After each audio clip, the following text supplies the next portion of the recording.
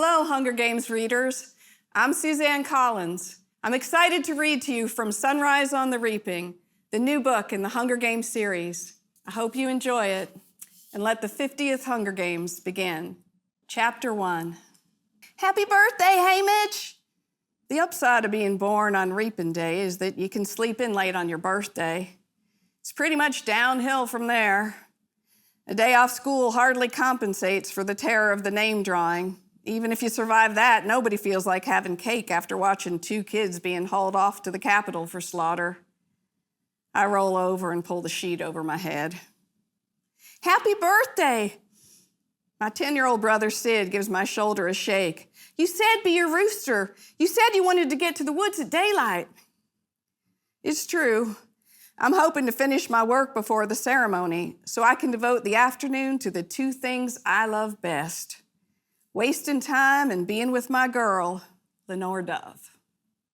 My mom makes indulging in either of these a challenge, since she regularly announces that no job is too hard or dirty or tricky for me, and even the poorest people can scrape up a few pennies to dump their misery on somebody else. But given the dual occasions of the day, I think she'll allow for a bit of freedom, as long as my work is done. It's the game makers who might ruin my plans. Hamish, wails Sid, the sun's coming up. All right, I'm up too. I roll straight off the mattress onto the floor and pull on a pair of shorts made from government-issued flour sack. The words, courtesy of the Capitol, end up stamped across my butt. My ma wastes nothing. Widowed young when Pa died in a coal mine fire, she raised Sid and me, taking in laundry and making every bit of anything count. The hardwood ashes in the fire pit are saved for last soap. Eggshells get ground up to fertilize the garden. Someday these shorts will be torn into strips and woven into a rug. I finish dressing and toss Sid back in his bed, where he burrows right down in the patchwork quilt.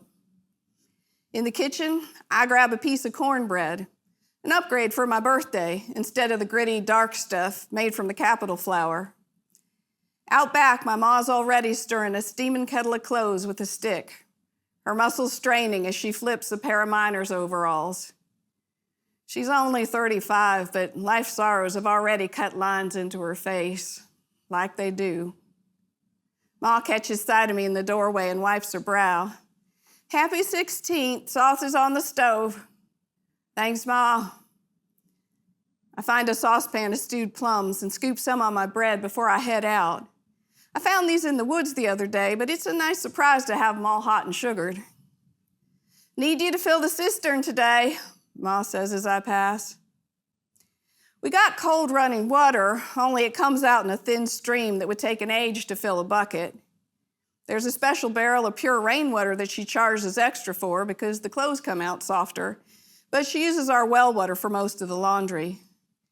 What with pumping and hauling, filling the cistern's a 2-hour job, even with Sid's help. Can't it wait until tomorrow? I ask. I'm running low and I got a mountain of wash to do, she answers. This afternoon then, I say, trying to hide my frustration. If the reaping's done by 1, and assuming we're not part of this year's sacrifice, I can finish the water by 3 and still see Lenore Dove. A blanket of mist wraps protectively around the worn gray houses on the seam. It would be soothing if it wasn't for the scattered cries of children being chased in their dreams. In the last few weeks, as the 50th Hunger Games has drawn closer, these sounds have become more frequent, much like the anxious thoughts I work hard to keep at bay. Second quarter quell, twice as many kids. No point in worrying about it, I tell myself. There's nothing you can do about it. Like 2 Hunger Games in 1. No way to control the outcome of the reaping or what follows it, so don't feed the nightmares. Don't let yourself panic. Don't give the Capitol that. They've taken enough already.